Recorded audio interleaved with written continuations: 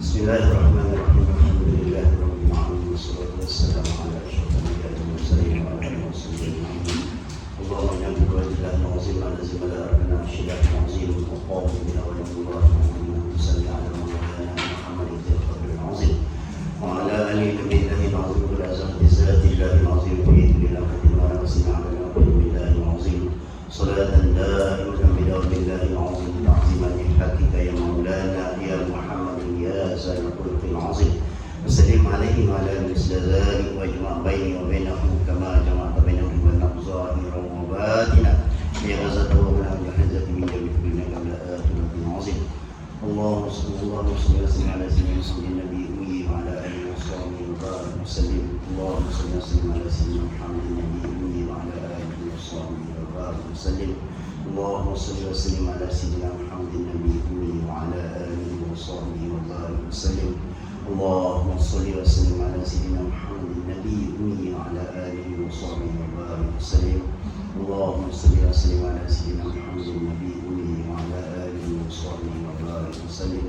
اللهم صل وسلم على سيدنا محمد النبي وعلى اله وصحبه وبارك وسلم. اللهم انا نسالك من امن يقين الصلاه وعملا وتقبل رزقا حلالا طيبا اللهم احفظنا في الدين وعلمنا بتقوى اللهم زدنا علما وارزقنا رحمه يا ارحم الراحمين. السلام عليكم ورحمه الله تعالى وبركاته. وعليكم السلام ورحمة الله وبركاته. قال رسول الله صلى الله عليه وسلم ومن سلك طريقا يلتمس فيه علما كان الله له di tariqan ila jannah. Rasulullah sallallahu alaihi wasallam, siapa yang menempuh jalan untuk mencari ilmu Allah Subhanahu wa taala, maka Allah akan memudahkan baginya jalan menuju ke syurga Allah Subhanahu wa taala. Dalam hadis ada manusia. Mudah-mudahan rahmat Allah Subhanahu wa taala diberikan kesihatan yang baik kepada kita dan alhamdulillah diberikan taufik kepada kita sehingga kita berada dalam majlis ilmu pada hari ini dan lama dah dari bulan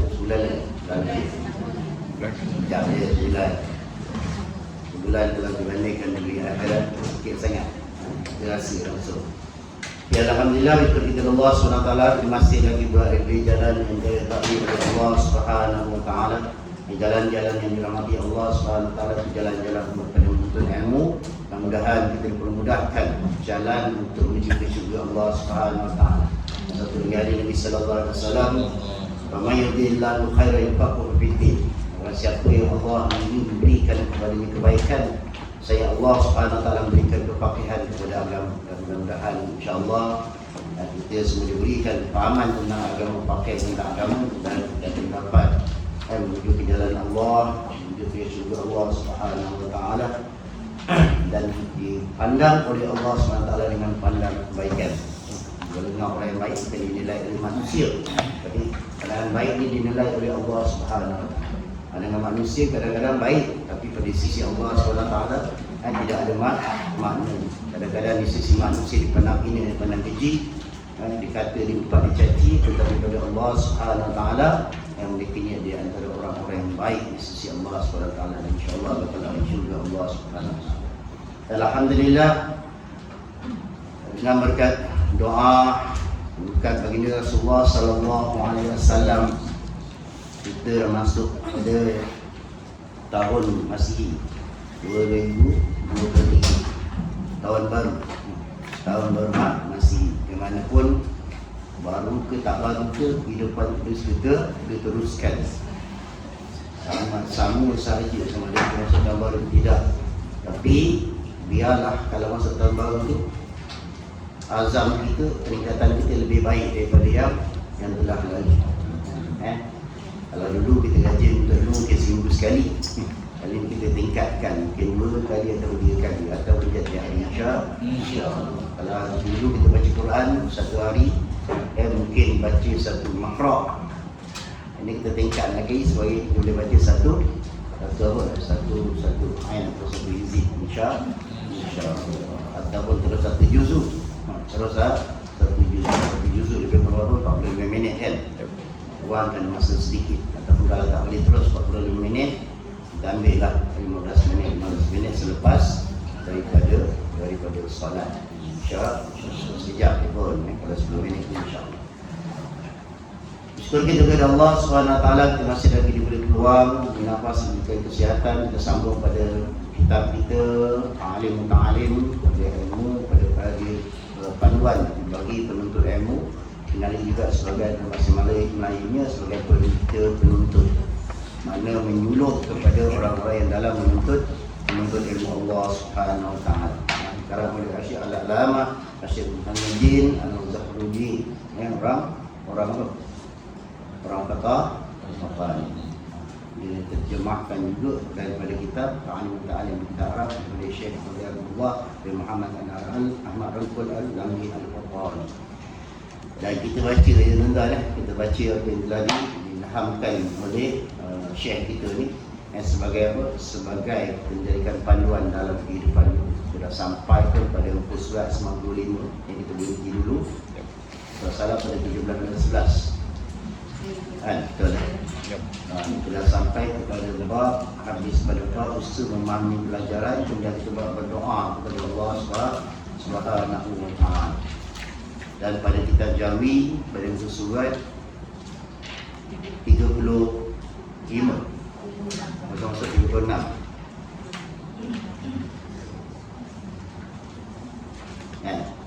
Kalau itu berkhidmat pada ilmu, berkhidmat pada ilmu pada surat 36. Betul? Kita tak jari. Kita ada dua-dua sekali. Belajar kita jari, belajar kita rumi. Kadang-kadang memahami keadaan penulisan, kadang-kadang kalau dah biasa baca dengan kitab Jawi, kita akan lebih mahir pada kitab Jawi. Kalau saya buat kitab Jawi ni sebab dobek dia banyak. Kita kuliah dulu, dobek dia dekat tepi. Catatan yang perlu. Termasuk pada bab yang berdoa maka sagianya, termasuk pada bab yang tengah-tengah, kita dah masuk pada bab berkhidmat oleh akan ilmu. Betul tak? Situ. Berkhidmat oleh akan ilmu dan berkekalan akan menuntutinya. Kita dah cerita juga sebelum ni berkhidmat kepada guru. Kita dah lepas dah kan. Berkhidmat kepada guru ni yang kita faham lah. Kalau orang dulu dia mengaji, dia khidmat dengan guru, bersihkan halaman guru, dia angkatkan air, bersihkan tempat mengaji dan sebagainya. Kadang-kadang yang perempuan sampai terlalu masak pun ada kan. Sampai tahap tu betul kan, dia minta khidmat kepada guru sebab dia tak bayar. Dan dia tidak ada berbayar, itulah khidmat dia kepada guru. Datang pun bawa pisang, bawa sayur dan sebagainya. Tapi sekarang ni yang kita nak ceritakan pada pagi ini adalah berkhidmat akan ilmu. Berkhidmat oleh kalau musaddiq Rasulullah sirrah. Berkhidmat olehmu akan ilmu dan berkekalan akan menuntutinya. Seperti berkhidmat dan berkekalan orang yang telah dapat akan sedapannya. Sedapan apa? Sedapan menuntut ilmu dan kesedapan akan ilmu. Dan kekal olehmu akan membacanya dengan perbuatan yang dipujikan, dan iaitu hafaz dan ulang-ulangkan akan ilmu. Apa maksud khidmat kepada ilmu? Maksudnya apa? Beramal akan ilmu. Pertama, beramal akan ilmu itu pada diri kita dulu. Kalau kita dapat ilmu, maknanya kita amalkan. Jangan kita dapat diam, dapat simpan, dapat ilmu simpan dalam kitab. Kitab memang dah ada dalam ilmu tu. Lepas tu kita simpan kitab tinggi-tinggi. Hormat. Kenapa simpan tinggi? Sebab hormat. Bila dah simpan tinggi, jawabnya memang tak turun lagi. Memang tak turun sampai dia berlalu. Macam orang kita dah khatam Quran, dah khatam Al-Quran. Mana Quran ada kat atas? Sebab memuliakan Al-Quran, tapi tak baca. Tak ada makna ni kan. Hormat Quran tu hormat, tapi yang dikatakan khidmat oleh ilmu maksudnya apa? Ambil daripada hadis Nabi SAW. Rasulullah SAW bersabda kata apa? Balighul ani walau ayah, sampaikan daripada walaupun satu satu ayat. Makna apa? Apabila kita dah dapat ilmu walaupun sedikit, tapi kita jangan simpan. Ajarkan kepada, utama ni ikut cara Nabi SAW, ikut cara dakwah Nabi SAW. Yang pertama, Nabi berdakwah apa? Orang yang paling hampir dengan Nabi SAW, paling dekat dengan Nabi. Siapa dia? Keluarga Nabi lah, ahli Nabi. Jadi kepada keluarga Nabi. Begitu juga lah kita, bila dapat ilmu, kita kongsi lah. Hari ini kita datang, suami tak datang. Hari ini suami datang, isteri tak datang. So kita balik, kita ceritakan apa yang kita dapat daripada ilmu. Kalau boleh, baca lah. Kalau kita baca dalam kitab, mana kita ambil dalam kitab, kita membacakan pada keluarga. Buat satu majlis dalam keluarga kan. Satu remaja dan satu ketika, ataupun dalam satu hari, kena ada luangkan masa sama ada setengah jam ke 1 jam, baca kitab-kitab yang kita pelajari pada hari itu. Kalau kita pandai lagi, tak cukup 1 jam kan, dia syarah lebih daripada ustaz. Tak kisah, tak ada masalah pun. Baik apa yang kita faham, ikut fahaman masing-masing selagi tidak bercanggah daripada syarah. Itu maksud dia berkhidmat dengan ilmu, mengajarkan. Nabi ajarlah, Nabi kata sampaikan satu walaupun satu ayat. Kita kadang-kadang ni silap. Kesilapan kita apa dia? Kita nak tunggu alim baru nak berdakwah. Kita nak tunggu pandai baru nak mengajar orang. Kalau kita nak tunggu jadi ustaz, orang panggil dia ustaz baru dia nak mengajar. Kalau tak mengajar, aku bukan ustaz. Nabi tak suruh pun. Nabi kata baru walau ayat sampai walaupun satu ayat. Tapi yang kita maksudnya, walau yang kita faham tu yang kita ajar. Lebih daripada itu kat tangan. Contoh kita mengajar Al-Quran kan, kita faham apa? Kita baru iqra, ustaz akan nak mengajar, ajarlah iqra. Kan semua orang terus mengajar terus tinggi kan, ustaz saya cuma boleh ni, tapi masalah-masalah lain qiraat apa, itu dah tinggi. Ajar apa yang kita mampu. Nabi beritahu dah awal lagi dah. Nabi tak suruh tunggu jadi ulama. Nabi tak suruh hafal hadis semua banyak-banyak dulu. Yang itu lebih baik.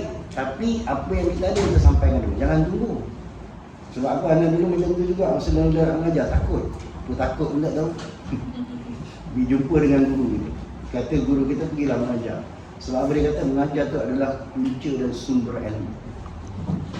Mengajar itu adalah punca dan sumber ilmu. Sebab mula-mula tak nampak apa. Ya ustaz, macam mana kita tak ada ilmu nak mengajar? Dia kata bila kita tak ada ilmu, bukan tak ada ilmu, kita tak tahu cara kaedah nak mengajar.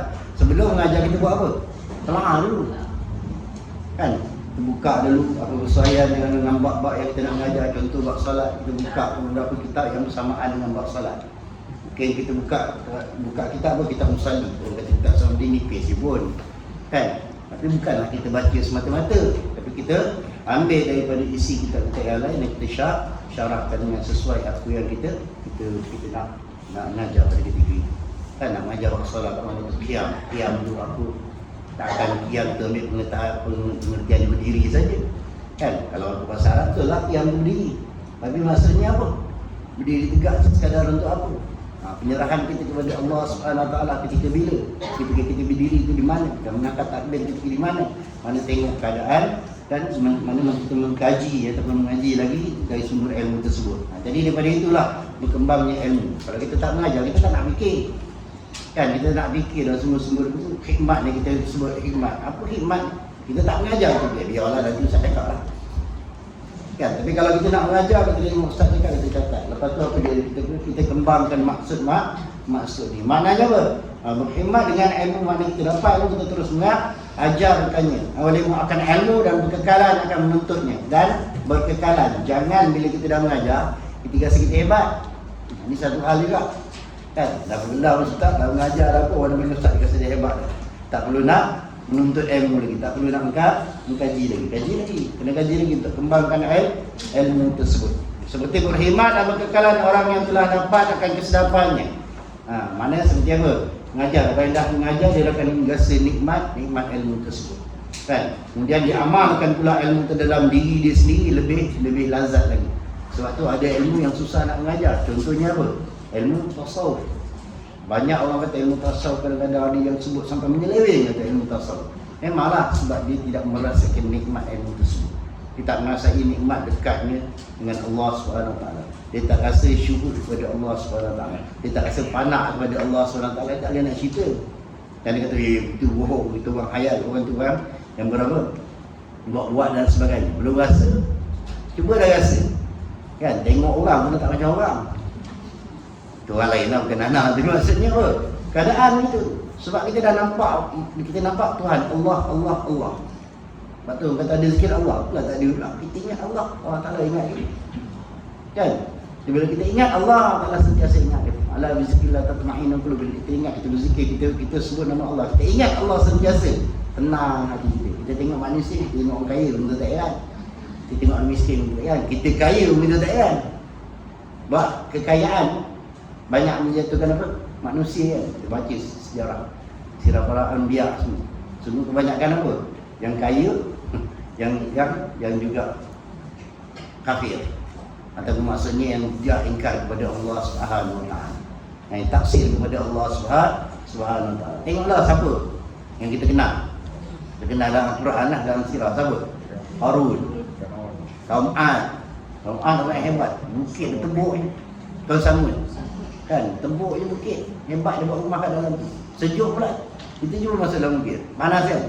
Yang mana dia ada teknologi yang hebat. Diberikan akal oleh Allah SWT. Dia anugerahkan oleh Allah SWT dengan ilmu. Tapi akhirnya apa? Mungkin jadi sombong. Mereka jadilah lalai. Terjadi Islam pun sama. Sejak Uthmaniyah. Kaji balik. Kita baca sejarah. Kejatuhan kerana apa? Kita terlalu leka. Kita leka dengan apa? Kemenangan. Kita leka dengan kehebatan. Akhirnya untuk.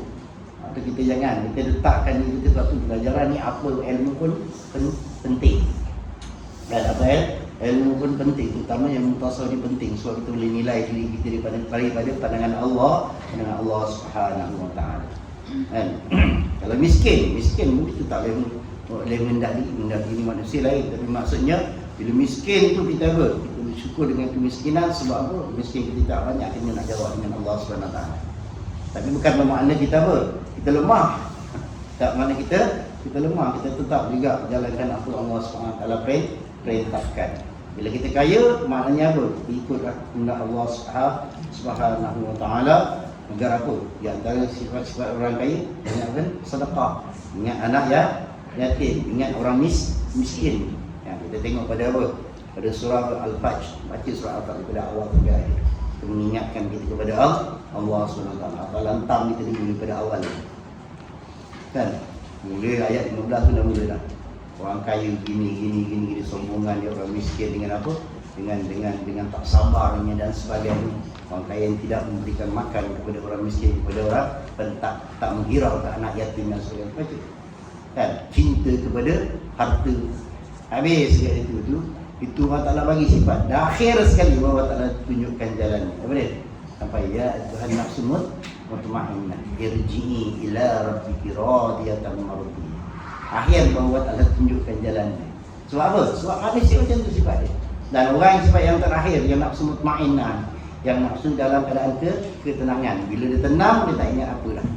Ingat akan Allah. Tapi bila dia tenang, dia kaya pun tak kisah.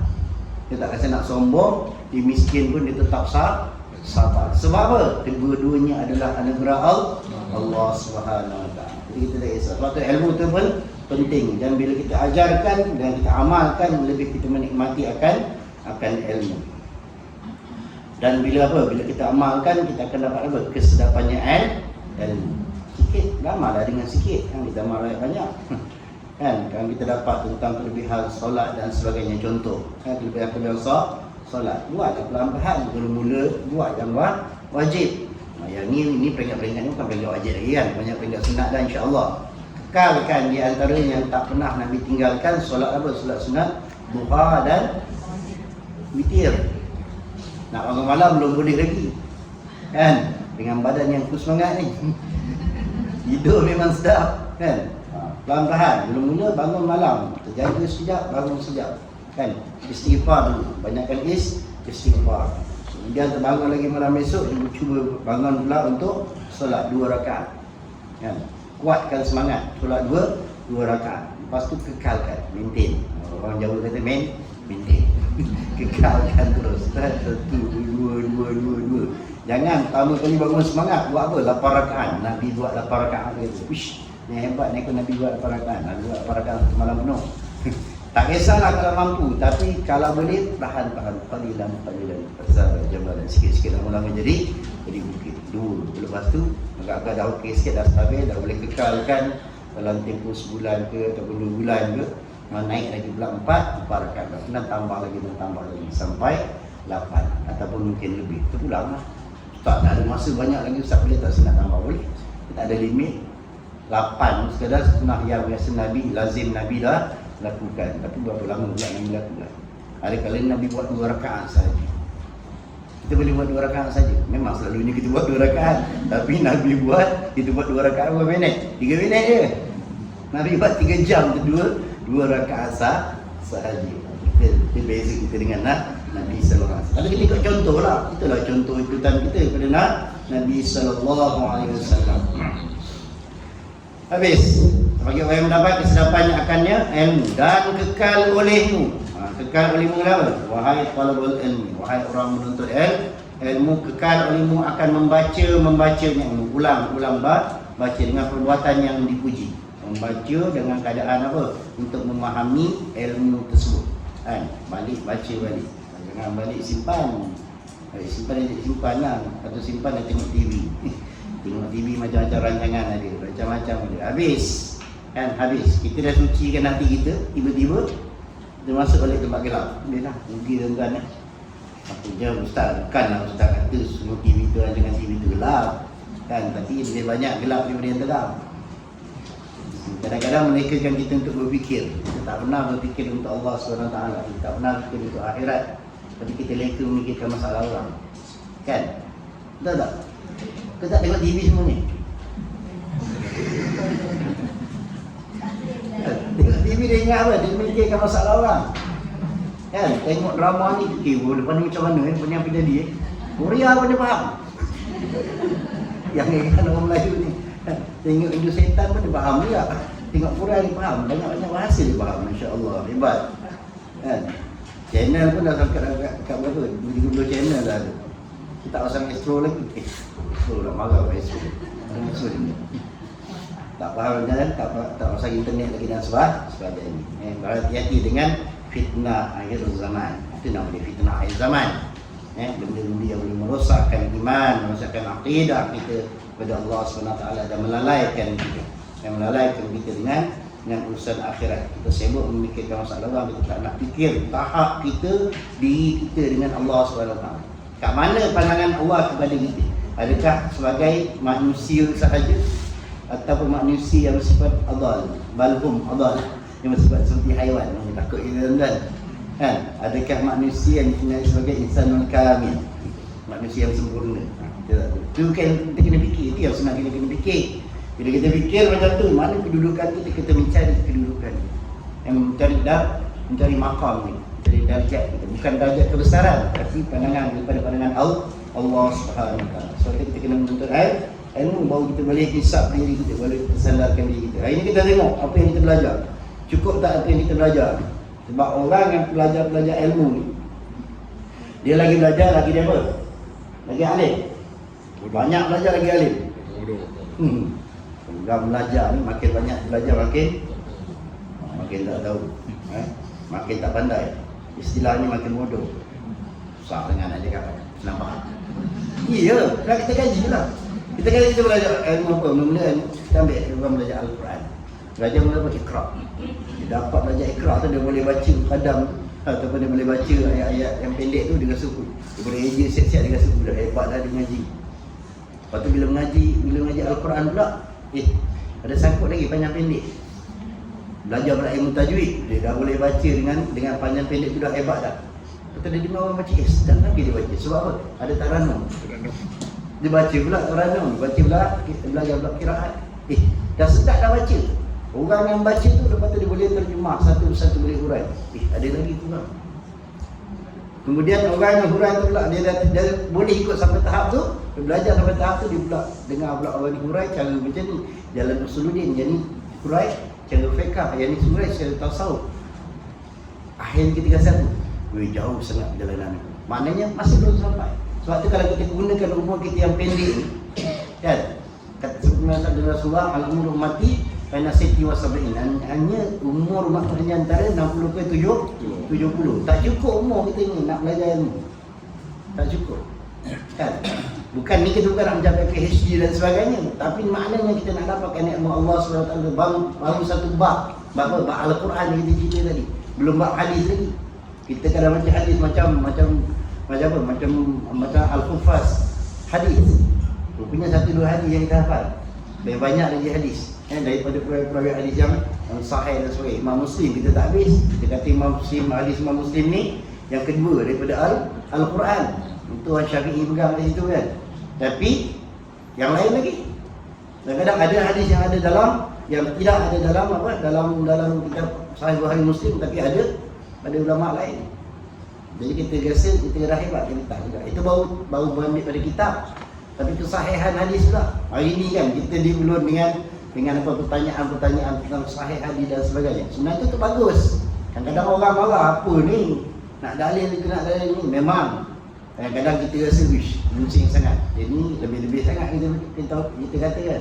Tapi kita fikir balik, itu adalah sebenarnya cara Allah SWT nak memberikan kita ilmu. Sebab selama ni kita tak fikir. Selama ni kita buat dia urusan. Kita buat urusan apa? Saya tak boleh. Kita ikut. Kan kita semayang ikut siapa? Saya dulu Ustaz Pajak. Kita tak pernah tengok berdiri tu qiyam. Tadi saya cerita pasal qiyam tadi. Ada tak hadis Nabi mengatakan tentang qiyam berdiri? Habis kalau ada hadis Nabi, kenapa semayang duduk? Kalau semayang duduk tu macam mana pula? Sah tak semayang ni? Sampai iqamis salat. Kan makna kita kena cari hadis pula. Ada tak yang menceritakan tentang orang semayang duduk? Kalau ada, makna boleh buat. Kalau tak, kalau orang tak boleh duduk, nak bagi pula. Ada tak yang menceritakan tentang bagi? Mana ada tak Quran, hadis yang menceritakan tentang semua? Mana benda tu penting. Benda tu pun penting. Supaya apa? Sebab kita kata apa? Rasulullah kata, Salli kama ra'aitumul usalli. Sembayanglah kamu seumpama kamu lihat sembayang. Kita pernah lihat Rasulullah sembayang. Saya minta. Kan? Sebab kita tak jumpa Rasulullah. Okey, baik. Bila kita kata tengok majlis Rasulullah sembayang, habis perempuan, kenapa perempuan sembayang lain? Okey, kita kata lelaki, dia sembayang cara Rasulullah. Yang berdiri dia, kaki buka sikit, kan, angkat takbir, tangan paling tinggi, Allahu Akbar. Perempuan buat sama tak? Tak. Habis tu perempuan ikut siapa? Makna kita apa? Kena cari hadis tentang bagaimana perempuan sembahyang. Jumpa hadis yang diriwayatkan oleh Sayyidatina Aisyah, bila orang perempuan datang berjumpa dengan Sayyidatina Aisyah, suami yang menceritakan bahawa Rasulullah kata sembahyang akan sebagaimana aku sembahyang. Kan? Perempuan pula macam mana? Baru datang hadis yang lain tentang perempuan. Benda tu penting tak? Penting. Barulah kita kata kita ikut Nabi. Barulah kita kata kita ikut Nabi. Bukan kita buat suka-suka kita sendiri, syok kita sendiri. Kita kata ustaz-ustaz juga. Sampai satu ketika kita kena sampai tahap yang kita kena faham apa yang kita buat. Hari ni muqallid, kita ikut. Tahap kita ikut sebab kita awam. Tapi bila kita dah jadi penuntut ilmu macam ni, lama dah kan mengaji, berapa tahun dah? Syekh kata 8 tahun. Berpindah kanan juga lah. Saya ingat saya kan 8 tahun. Bermakna kalau 8 tahun dia, kalau pergi pondok ni hebatlah beli 8 tahun. Banyak mata nafal lagi. Kan? Kalau setakat Jurumiyah ni hebatlah main kepala dia. Kenapa baris atas baris bawah semua tahu dah. Huruf asal semua tahu dah. Kan? Kenapa dia baris tu ada sebab-sebab dia. Kan? Kita banyak dengan kita baca Al-Quran gini-gini tengok je dah siap baris. Dan macam mana kaedah macam kita arah dalam baris. Macam mana ceteknya ilmu kita sedikit sangat. Kita cerita-cerita lah tuan-tuan ni. Kita cerita-cerita ni sedikit sangat. Kadang-kadang kita dah bila kita mengajar kita rasa banyak lagi yang kita tak tahu. Sebab tu kita jangan sombong dalam ilmu. Walaupun kita dalam belajar, kita dah mengajar, kita dah buat ustaz ataupun kita dah lama belajar macam 8 tahun hebat kan? Tapi kita tetap juga merajaah kepada mu'allim. Kita kena hormat kepada orang yang lebih alim. Macam mana kita nak tahu orang tu lebih alim daripada kita kalau kita sama-sama belajar? Ni bab ni dia cerita. Selain pada khidmat dengan ilmu, kita ada apa? Muzakarah, kita ada mutala'ah, kita ada mendalam sama-sama mencari hadis. Itulah dia satu perenggan setengah jam. Dan iaitu hafal dan ulang-ulang akan ilmu. Kalau misalnya kada semua sirah dan apabila hafaz engkau akan ingat engkau akan sesuatu daripadanya, maka ulang-ulang olehmu akan dia apa? Ilmu. Apa yang dia dah dihafal tadi, yang dia ingat tadi, maka dia akan ulang-ulang balik akan ilmu tersebut.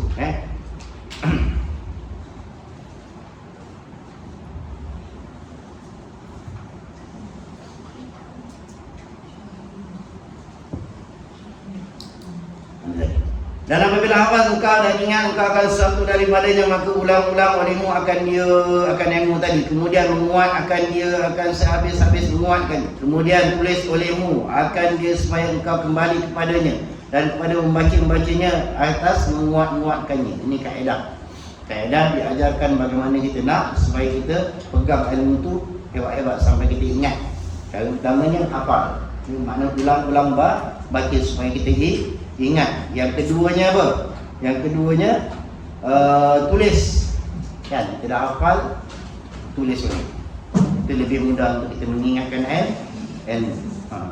Kemudian membaca boleh apa kita tulis. Tapi hebatnya kalau orang dapat tulis ilmu, terutamanya Al-Quran, orang hafal, mula dibaca dulu. Dibaca dengan lancarkan bacaan. Lancarkan bacaan, bila dia dah hafal ni. Hafal bagi dia lah, bawa sini. Lepas tu, dia tulis.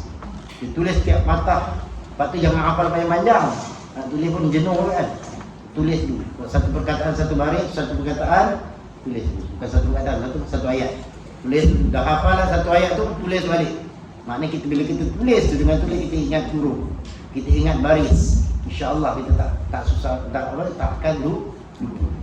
Kan? Lepas tu apa yang kita tulis kita baca semula, insyaAllah. Kemudian bila dah dapat beberapa baris ayat, apa kita nak kejapkan dalam diri kita apa? Bangun dan solat. Solat dua rakaat dan baca ayat itu sebagai ayat dalam ayat yang kedua lah. Surah yang kedua dalam solat. Itu cara menguatkan pembacaan Al-Quran. Kalau kitab maknanya kita ulang-ulang tulis balik. Agak-agak kalau kita baca ni, kalau kita tulis balik dekat satu buku yang lain, agak-agak apa jadi? Kita jadi penulis kitab lah. Kan? Kita jadi penulis kitab. Hebat sebenarnya. Kan? Kita tulis dengan tulisan sendiri dan kita akan ingat ilmu tersebut. Ustaz, leceh lah Ustaz. Kita belajar sekali apa? Kita belajar berapa perenggan? 2-3 perenggan dah 1 jam. Kalau kita tulis agak-agak masih berapa lama? Tak sampai bersetengah jam. Tapi benda itu akan main kita seolah-olah macam kita scan ilmu tersebut kita masuk. Itulah di antara jalan-jalan untuk menguatkan ilmu. Kalau misalnya kadang sebuah senang, maka apabila percaya engkau akan ketiadaan lupanya, maknanya kau yakin dah tak akan hilang lagi, tak akan lupa. Dan hilangnya maka bersegera olehmu kemudian daripada itu kepada suatu ilmu yang baru. Dah hebat, dah rasa apa, ingat dah, barulah kita pergi pindah kepada ilmu yang baru. Serta mengulang-ulangkan barang yang terdahulu daripadanya, dan serta berjinak-jinak bagi kelakuan hak yang baru tambah dan membaik. Maknanya apa? Kalau dah ambil, dah hafal, dah ingat akan ilmu tersebut, dah tulis dan sebagainya, kemudian rasa dah okey, dah mantap, pergi ambil tambah lagi ilmu yang lain. Tapi yang belakang jangan lupa. Yang belakang jangan lupa, ulang balik. Ulang sekali-sekali baca. Suatu orang ilmu ni, orang yang berilmu, orang yang untuk ilmu ni, dia tak boleh lari daripada landasan ilmu. Saya ingatkan sama-sama diri saya dan seluruh yang berada dalam majlis ini, dalam majlis ilmu dan cinta kepada ilmu ni, jangan lari daripada landasan ilmu. Maksudnya Ustaz, maksudnya apabila kita menuntut ilmu, kita jangan jauh daripada majlis ilmu, jangan jauh daripada penuntut ilmu, dan jangan jauh daripada ilmu itu sendiri. Maknanya katalah kita kat orang ngaji dah kurang majlis. Kurang majlis masih ada lagi, mana masih boleh datang. Kalau misalnya kata kita ada di luar, cuti ke umpamanya ataupun ke benda bertugas kat tempat lain, maknanya cari majlis ilmu, jangan tinggal. Yang keduanya, cinta kepada apa dia? Orang yang memberikan ilmu. kepada ustaz dan sebagainya, makna sering murajaah kepada dia. Daripada dia sering ambil ilmu, sering buat pertanyaan kalau ada kemusykilan dan sebagainya. Ustaz muka boleh jawab, tapi ustaznya sebenarnya suka kalau orang tanya. Hari ni tak boleh jawab, balik dia bertolak balik, cari balik. Kadang-kadang dia boleh jawab tapi mungkin tak tepat ataupun mungkin tidak memenuhi, sebab kadang-kadang tidak ada nas yang dijawab. Jadi dia cari balik, menambahkan lagi kekuatan ilmu. Yang ketiganya, ada dalam hati kita cinta kepada ilmu, jangan tinggal. Itu pun penting. Kalau tak ada, dia rasa habis. Dan bersahabatlah dengan pencinta ilmu. Biar kita sama pencinta ilmu, ada majlis ilmu dia, jom kita pergi sini, jom kita pergi sana, jom kita pergi kursus ni, jom kita pergi kursus ni kan. Itu yang kita hebat. Kalau tidak, kita tak tahu, duduk je dalam sangkau, kita dapat apa, tak dapat apa-apa pun kan. Itu yang terbaik.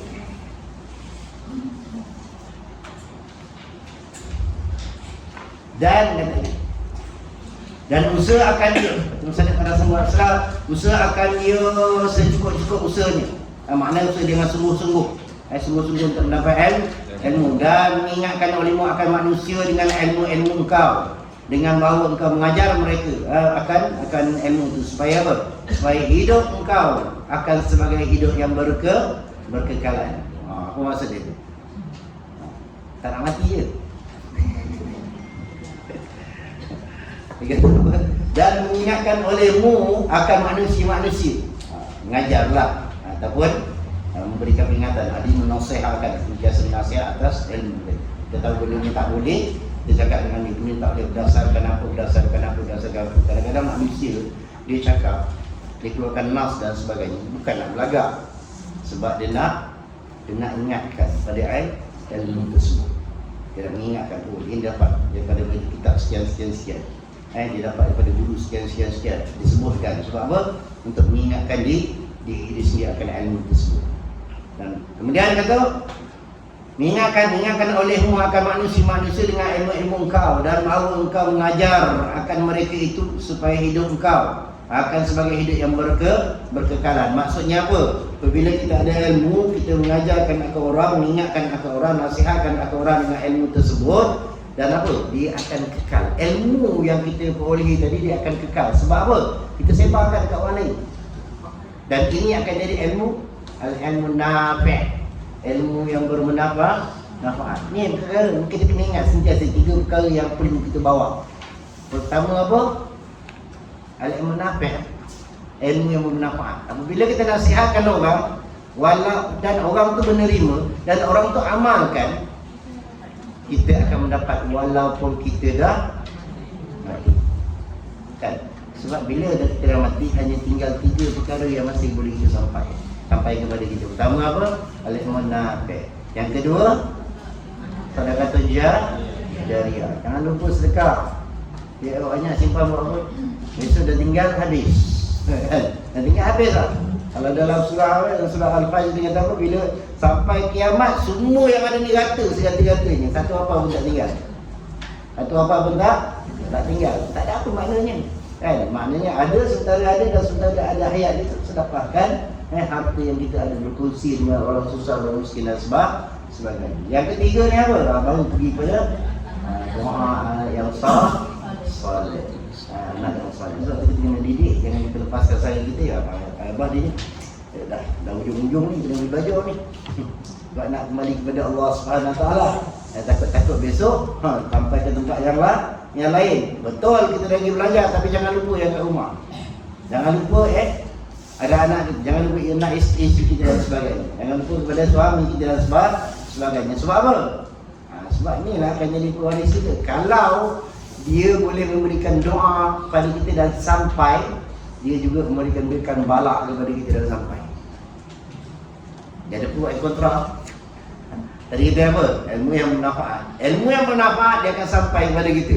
Tapi kalau kita mengajar ilmu yang salah, payah juga. Kan?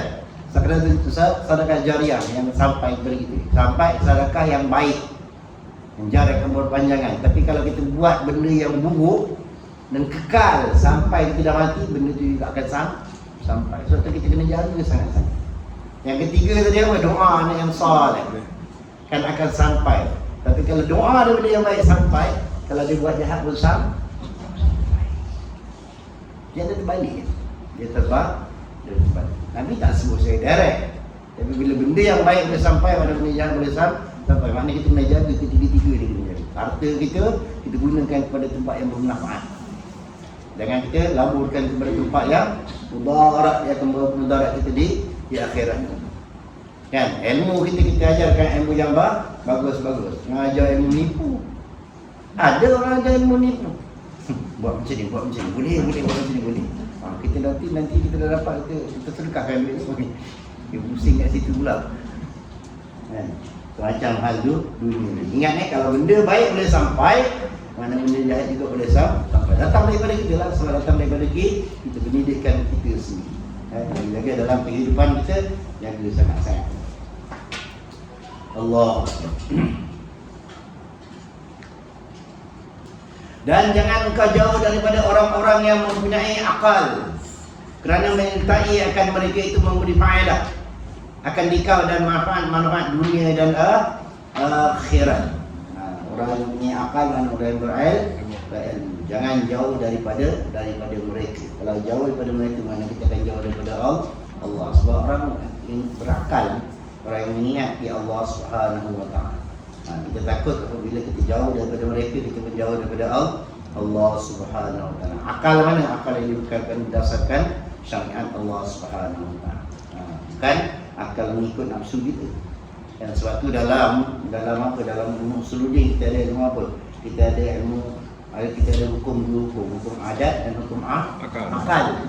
Akal mana? Akal yang berlandaskan kepada syar'i. Kita faham. Nama hukum akal Ustaz, tak akal yang berdasarkan kepada syar'i, bukan akal kita.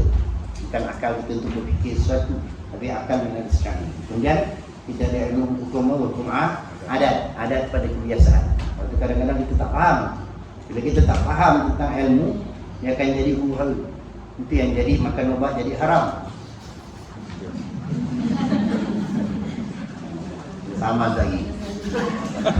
Makan ubat jadi haram. Jangan makan ubat. Nah, makan ubat jadi haram. Bila jangan makan ubat, jangan usaha. Kalau macam tu maknanya kita berpegang pada usaha adalah haram. Makan, jangan pakai tangan. Makan jangan pakai tangan. Adatnya pakai tangan baru masuk mulut jadi makan. Kan? Kalau kita tak boleh usaha, jangan makan, tengok ni makanan. Nak kenyang. Makan jadi kenyang. Ambil bau. Ambil bau kita dapat. Makna apa? Kita nak ada usaha wajib. Ikut ahli sunnah wal jamaah, usaha wajib. Tapi kita tidak berpegang dengan usaha. Tapi usaha adalah kewajipan yang kita kena buat. Kan? Baru menjadi. Tapi ada juga, tapi kita tak boleh tak boleh lari daripada hukum akal. Akal kata tak semestinya buat tu jadi. Kan, kita berniaga. Kan, niaga kedai makan. Sebelah pun niaga kedai makan, kita berniaga kedai makan. Kan? Sedap tak sedap kita masak? Sedap lah. Kita yang masak, kita rasa sedap. Orang kata, orang tu pulang selera makan dia tak sama. Kan? Tapi kedai sebelah ni, kita pergi makan, rasa tak sedap mana pun, tapi orang ramai. Kedai kita, orang ada macam tu je. Contohnya lah kan. Tak ada yang sebabkan diri kita, orang lain nak contohnya. Kedai sebelah-sebelah, ada tak? Kadang-kadang macam tu. Ada kedai makan yang sama, cantik pun sama, masakan banyak yang sama. Tapi kedai ni ramai, kedai ni tidak. Sebab apa? Sebab kita kena letak akal kita, pemikiran kita pada masa itu sandarkan kepada Allah SWT. Allah nak beri siapa-siapa lah rezeki. Kan? Okay. Kalau akal kata usaha boleh mendatangkan bekas, tak baik. Usaha untuk dapat anak dengan apa? Nikah kahwin lah. Kan? Nikah dulu baru kahwin. Tapi ada tak orang kahwin yang tak dapat anak? Ada. Jadi usaha kita tu sekadar usaha kewajipan kita untuk berusaha. Penentu daripada Allah SWT. Jadi makan ubat tu adalah apa? Sebab Nabi dah kata setiap penyakit ada ubat. Nabi tak cakap ubat dia paracetamol ke apa ke. Ubat tak sakit. Nabi tak sebut pun. Tapi dia ada pakar dia. Fas'al ala zikri. Tanyalah kepada pakar dia, kepada yang ahli dia. Siapa ahli dia? Doktor lah. Doktor kata ni ubat sakit kepala. Kan? termakan. Jadi hilang sakit kepala. Sebab doktor kata tadi ni awak sakit kepala, jadi kita usaha makan ubat tu. Jadi penentu penyakit tu buang apa? Tuhan. Ya ada juga orang makan ubat sakit kepala. Ustaz, dah tiga papan dah saya makan Actifaz. Sebut pula nama dia. Actifaz. Kan? Tapi tak baik pun. Kalau Tuhan tak izinkan, takkan jadi. Itu makna Datuk, kita kena pegang pada dua hukum tersebut. Ada hukum akal dan hukum adat. Adat kata ya, minum hilang dahaga. Tapi dah terlarang minum tadi, tak minum dulu lah. Sebab panas. Maknanya apa? Tuhan kata begitu, makan kenyang. Tapi ada tak orang yang makan tak kenyang? Ada. Kadang-kadang bagi air sejuk ke air apa ke bagi jugalah. Dan minum tak dah tak hilang dahaga. Sebab apa? Hukum dia dah sampai kat situ. Rezeki dia dah tak ada lagi. Kalau minum bagi minum sebagi pun dia tak boleh minum lagi dah. Sebab apa? Tuhan kata rezeki kau sampai itu. Makna apa? Dah tak ada lagi hak dia. Maknanya apa? Kita kena faham tentang hukum. Maksudnya hukum akal dan hukum adat. Adat kata begini, tapi boleh jadi di sebaliknya. Sebab jika Tuhan izin atau tidak izinkan. Kan Nabi Allah Ibrahim AS dia campakkan. Bukan dia letakkan, dicampakkan. Sebab apa? Begitu panas api itu. Dia letak, dia campakkan sampai ke dalam api. Boleh dia relax ya duduk atas kursi, atas singgah sana lagi. Relax tengok bawah. Apa hang kawan? Kan? Sebab apa? Allah tak izinkan. Dia dapat perintah pula apa? Sembelih anak dia.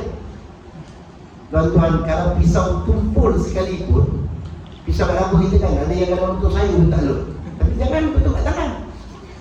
Jangan cuba-cuba betul sayur tak lut, betul kat tangan okey pun. Jangan. Goyak tangannya. Begitu juga pada Nabi Allah Ismail AS. Pisau tu kalau dikatakan untuk rambut itu boleh putus. Kemudahan untuk rambut dia kan, tapi boleh putus. Maknanya kalau kena kat leher ni, Allah Rabbi. Tapi bila Allah tak izinkan takkan jadi. Kita kena faham. Lepas tu kadang-kadang orang kata, tak pelik saya tengok orang tu boleh jalan atas air. Kenapa nak pelik? Tuhan kata dia tak tenggelam. Kapal besi tu nak air, tak tenggelam. Kan kapal besi kan kapal. Dulu itu fiber besar, kapal ada kapal besi. Tak tenggelam lah. Tapi dia bocor sikit, tenggelam terus. Maknanya Allah SWT yang memberikan segala-galanya. Kan? Kita tak boleh nak jadi. Orang kata Ustaz, ada sayap boleh lah terbang. Ayam ada sayap boleh terbang. Maknanya kita sandarkan semua. Maknanya di Allah SWT sebab kita letakkan. Sandarkan semua kepada Allah SWT. Gantungan kita bukan pada makhluk. Gantungan kita juga bukan pada obat. Tapi gantungan kita kepada Allah SWT. Cuma tadi tu alat. Pakai kain mata. Kenapa kita pakai kain mata? Sebab pandangan dah kabur.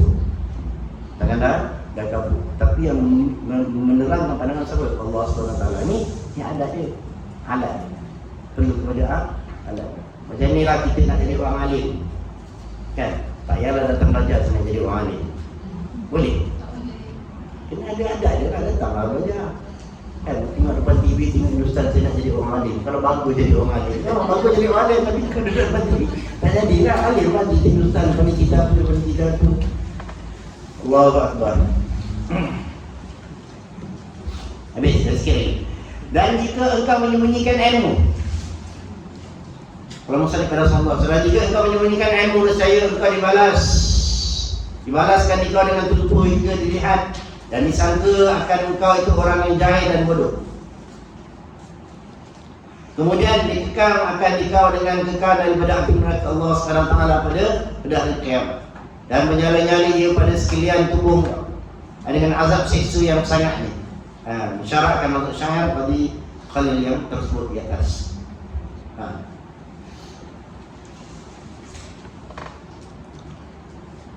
Hati-hati. Dan jika engkau menyembunyikan akan ilmu, sembunyikan ilmu, sembunyi diam. Ada orang alim di diam, ada orang ada ilmu di diam. Dia ada dua maksud diam. Maksud diam pertama dia sombong. Kan dia sombong. Sombong maksud macam mana? Tak nak jawab, dia sombong. Dia nak orang minta. Dia nak orang jumpa dia. Orang tak tahu ke aku alim? Dah tahu lah. Takkan aku pula nak tayang-tayang aku ni. Satu. Yang keduanya warak. Warak apa? Warak dia takut. Orang sebut dia orang alim. Dia tak sembunyi ilmu. Orang datang, orang jumpa dia, orang tanya, orang tahu. Dan orang memang tahu. Dia alim. Cuma dia tidaklah menunjukkan sifat dan sifat dia alim. Dia makan biasa, relax, kan, tenang selagi tidak melanggar syarak. Cara dia begitu. Suatu kadang-kadang kita susah nak baca Mahdusi. Kadang nampak zahir dia bagus, tapi tak ada apa-apa macam kita lah. Nampak aja hebat tapi kita tak ada apa pun kan. Tapi kadang-kadang orang tu tenang, relax macam orang biasa. Tak ada apa-apa tu. Kalau kelihatan zahirnya tak nampak. Tapi kadang-kadang kita risau juga. Risau apa? Risau yang ayat akhir ni lah. Ayat akhirnya apa? Kemudian dikekang akan dikau dengan kekang daripada api neraka Allah SWT pada hari kiamat. Dan ternyata dan nyala-nyala ia bersekalian tubuh engkau dengan azab seksa Allah SWT, dan itu sangat-sangat seksa ni. Maksudnya apa? Sebab ingat tak ada sebuah hadis Nabi SAW. Saya tak hafal hadis tu. Buat apa? Saya tak hafal Quran. Hadis tu dijadikan orang yang hafaz Al-Quran. Yang siapa yang belajar, siapa yang masuk tahfiz, dia akan bertemu dengan hadis ni. Yang banyak kita ahli. Siapa yang melupakan Al-Quran, siapa yang melupakan Al-Quran, mula azab Allah yang apa? Takut kan? Kalau macam tu tak nak hafal Al-Quran. Dan jaga-jaga bila kita mudah menghafal sesuatu ilmu, terutamanya Al-Quran, jangan kita lupakan. Ini yang maksud ayat, maksud syair kat sini, dan maksud musannif. Maknanya jangan kita lupakan terus, kita simpan. Kita dah hafal, kena ulang-ulang ini. Kita dah hafal, kena ulang-ulang hafazan tersebut supaya kita jangan lupa. Bila kita dah buat, tapi kalau kita terlupa ataupun kita dalam kadang-kadang faktor umur dan sebagainya, kan? Kita sebagai manusia biasa, balik sebagai manusia biasa memang ada sifat terlupa.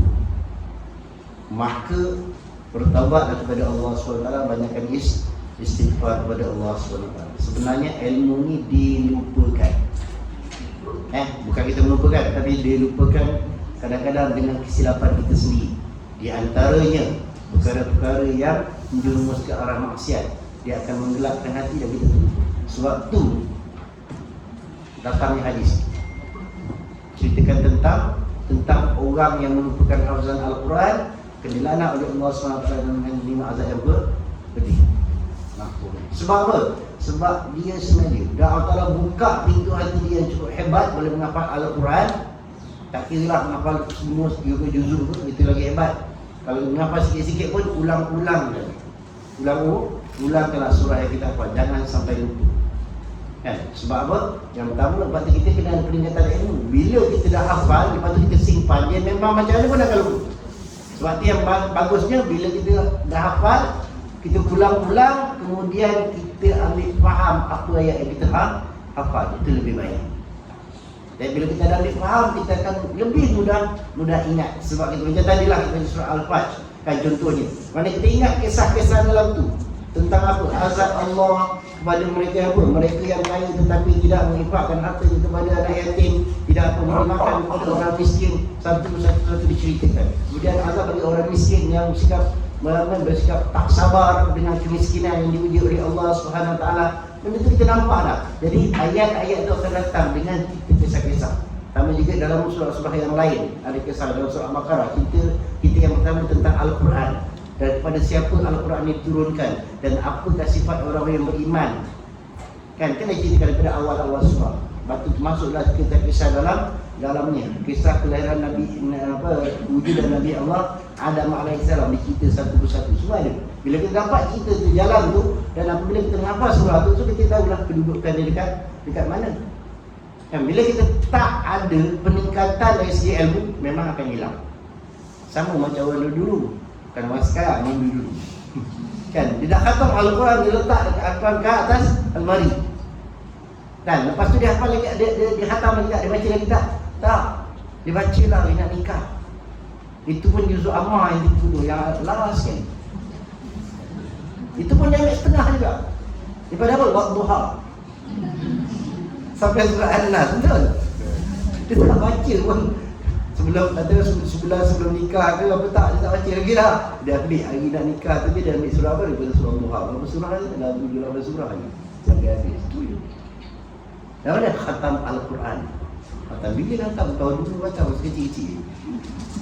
Lepas tu disimpan. Lepas tu bila baca yang surah yang terakhir tu pun dah fikir lah gagal. Sebab apa dalam tak baca? Hati-hati dengan ilmu. Suatu orang yang sengaja meninggalkan ilmu, orang sengaja menyimpan ilmu, tidak berkongsi ilmunya, akan hilang ilmunya, akan hilang. Dia terlupa. Dan dia mana sengaja melupakan. Sehingga kan orang apa? Orang tak kerti apa-apa. Padahal orang ada dia balik Timur Tengah dan sebagainya kan. Baik biasanya orang merajaah ilmu pada dia. Kemudian apabila dia lupakan ilmu, dia tidak banyak mutalaah kitab dan sebagainya. Akhirnya apa? Akhirnya dia tinggalkan. Tinggal ilmu, habislah. Habislah segala-galanya. Itu murka Allah Subhanahu Wa Taala kepada orang yang menuntut ilmu. Jadi untuk ilmu kenalah ulang-ulang. Jadi kesimpulan daripada kita yang kita baca pada hari ini, makna berkhidmat atas ilmu, makna jangan kita tinggalkan. Bila kita dah dapat ilmu, teruslah untuk mengajar ilmu. Jangan kita simpan untuk diri kita sahaja. Itu utamanya kepada apa? Kepada ahli. Jadi ingatkan oleh Allah SWT surah At-Tahrim, na'udzubillahi minasyaitonir rajim, qu anfusakum wa ahlikum nar. Sikit je saya. Selamatkanlah diri kamu dan ahli kamu daripada neraka Allah Subhanahu Wa Taala. Ingat, lelaki jangan seronok jadi lelaki. Dan jangan pula cita-cita nak jadi perempuan. Kan? Sebab apa? Ar-rijalu qawwamuna 'alan nisa. Lelaki itu adalah penguasa, pendidik, penjaga kepada perempuan. Apa-apa pun lelaki akan dipersoalkan dulu. Suami akan dipersoalkan dulu. Seronok perempuan dengar. Tak bekerja lagi kasih perempuan tak. Kan? Lelaki akan dipersoalkan dulu. Manakah arah perempuan kita, isteri kita nak kita bawa. Memang perempuan ni kadang susah nak tunda-tunda. Ya, kasih lelaki. Perempuan ni memang susah nak tunda-tunda. Sebab dia apa? Asbab buat Nabi dah bagi tahu. Dia kata sebab apa? Dia buat dia jadikan daripada tulang yang bengkok. Memanglah benda yang bengkok, kalau besi pun kalau kita tarik, dia takkan, besinya jangan patah lah kan. Besi kecuali alun. Kita tarik tu, dia jangan patah, tapi dia takkan lurus betul. Kalau besi, kalau kayu patah dah kan? Tulang patah dah, tapi kita ibaratkan besi. Besi ni kita boleh lentur, boleh luruskan, boleh. Tapi dia takkan lurus betul. Dia tetap juga ada bengkok-bengkok. Nak buatnya tegak macam mana? Kena ketuk. Perempuan kata kena ketuk. Makna kenapa? Kena usaha lebih untuk dapatkan tegak. Itu pun tidak ada yang betul-betul mesti ada kepinjaman dia juga. Satu, itu kita besi. Kalau dia ibarat tulang tadi, musuh tadi, confirm kalau kita tarik dia patah. So apa yang kita kena buat? Salah. Bakar. Biarkan dia bengkok pun tak boleh. Sebab apa? Manusia bila biarkan dia bengkok, dia akan tambah bengkok. Tulang kita ni memang akan tegak kan. Bila sampai satu tahap umur, dia akan bengkok. So kalau biarkan, dia akan bengkok terus lah. So mana apa? Kena jaga. Kena sentiasa jaga. Dengan apa? Dengan belayan. Belayan kan. Memanglah sebab dia kat musuh, kita memang dekat dengan kita lah kan. Dan tapi ada waktu-waktunya kena tegur dengan kekerasan. Bukan keras makna kita tegur, jangan jadi smackdown lah. Smackdown je. Maknanya dengan keadaan yang tertentu. Tapi lebih kepada nasihat. Sebenarnya bukan orang perempuan yang kena banyak cakap, orang lelaki. Kan, orang lelaki kena banyak tegur, kena banyak cakap, kena banyak nasihat. Kita ambil daripada sunnah Nabi sallallahu alaihi wasallam, dia pergerakan dakwah Nabi kepada keluarga dia dulu. Kan, keluarga dia dulu, selesai isteri dia, pada anak-anak dia, beres. Lepas tu dah beres, dia kata, ni dah dahul. Dia buat kerja lebih besar. Kita nak buat kerja lebih besar, kita selamatkan dulu. Kan, tapi urusan hidayah adalah urusan Allah Subhanahu Wa Taala. Tugas kita buat. Sebab apa? Ada juga dalam sejarah para anbiya yang mana isteri dan anak dia tak ikut dia. Tapi dia berdakwah tak? Dia muslim. Tetap kena usaha arah dakwah. Penentu adalah Allah SWT. Macam tadi lah, ada nampak akal. Adatnya kita tetap buat kerja kita, penentu daripada Allah SWT. Jangan ingat kita hebat, kita boleh mengubah semua orang. Tak. Yang mengubahnya adalah Allah SWT. Sebab tu bagi lelaki saya, tolonglah nasihatkan generasi muda kita daripada mereka belum menikah lagi. Kena jadi rijal. Kena jadi lelaki sejati. Maksud lelaki sejati apa? Daripada mula kena tegas. Sayang-sayanglah. Kan? Ada apa yang patut kasih bunga, patut kasih apa ni, buat sambutan, itu kasih sayang, tak ada masalah pun. Yang mana boleh bantu. Tapi kena ada hikmah dalam keluarga. Bila benda sesuatu yang kena tegas. Baik agama, baik ibadah, apa kena tegas. Kena tegas. Nasihat kalau tidak, tapi nasihatkan dia pun kena betulkan diri dulu. Sebab tu Allah kata ku anfusakum. Selamatkan diri kau dulu.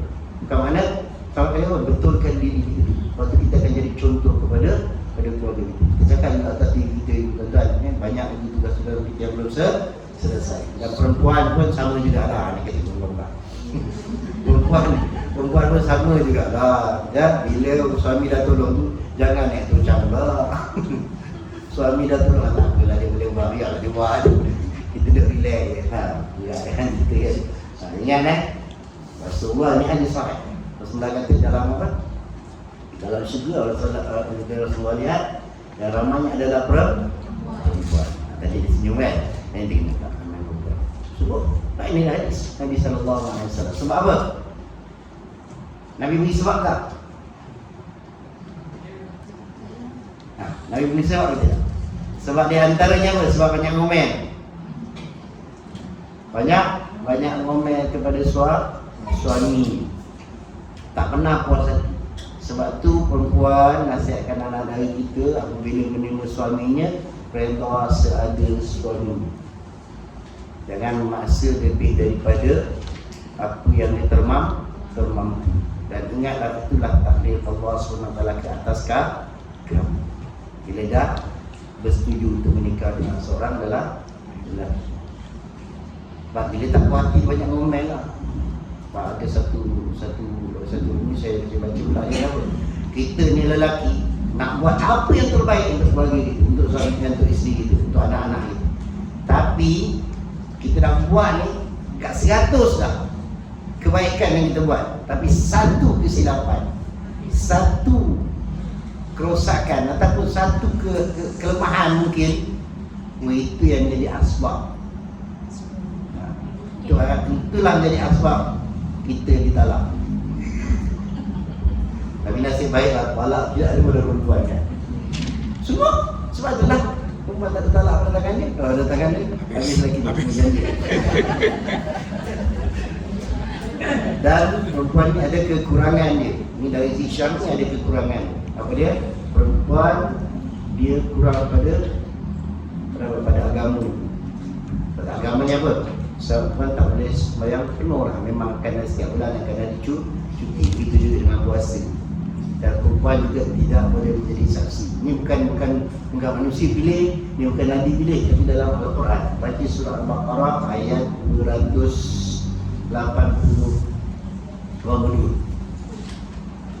Itu cerita tentang saksi, tentang pembelian, tentang bay'ah dan sebagainya. Perempuan kalau nak jadi saksi kena 2 orang.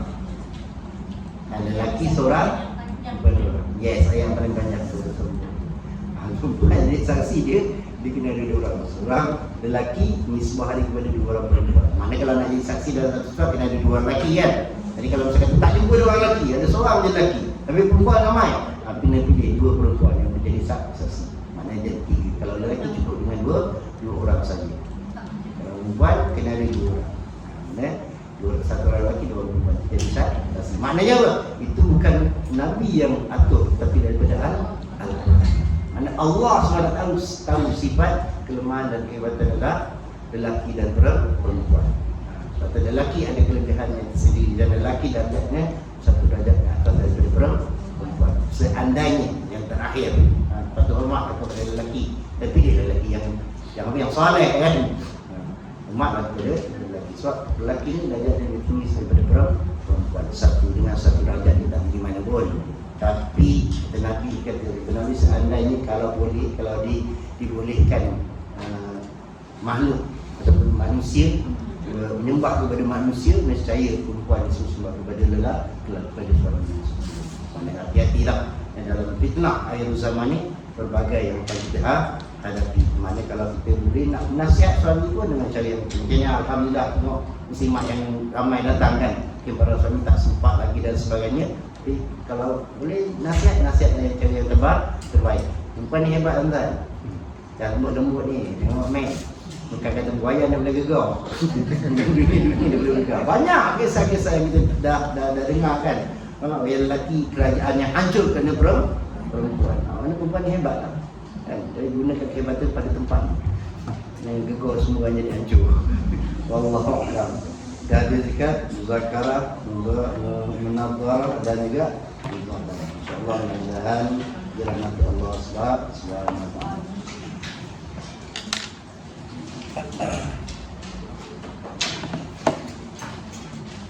Auzubillahi minasyaitonir rajim. Bismillahirrahmanirrahim. Alhamdulillahirabbil alamin wassalatu wassalamu ala asyrofil anbiya'i wal mursalin wa ala alihi washabbihi ajma'in. Allahumma inna nas'aluka ilman nafi'an wa yaqinan shadiqan wa 'amalan mutaqabbalan wa rizqan halalan thayyiban. Allahumma amtina bid-din wa 'allimna bit-ta'wil. Allahumma zidna ilman warzuqna fahman bi rahmatika ya arhamar rahimin. Allahumma iftah lana abwaab khair wa abwaab salam wa abwaab as-sihah wa abwaab ni'mah wa abwaab barakah wa abwaab quwwah wa abwaab mawaddah wa abwaab rahmah wa abwaab rizqi wa abwaab ilmi wa abwaab maghfirah wa abwaab jalan rahmatika ya arhamar rahimin. Innaka antas samiul 'alim. وتب عليهم مولانا انك انت التواب الرحيم. وصلى الله على سيدنا ومولانا محمد وعلى اله وصحبه وبارك وسلم. الحمد لله.